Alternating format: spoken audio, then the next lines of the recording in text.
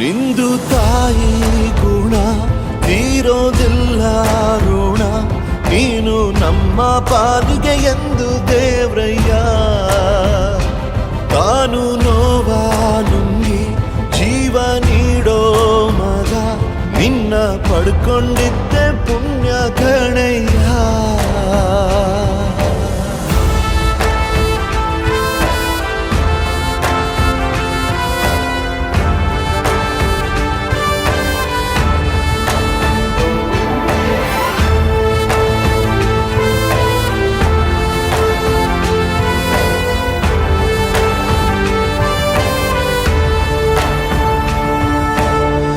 ಅನ್ನ ಕೊಡೋ ಭೂಮಿನು ಹೊಗಳುತ್ತಿದೆ ನಿನ್ನನ್ನು, ಊರನ್ನೇ ಬೆಳಗೋ ವಜ್ರ ನೀನು.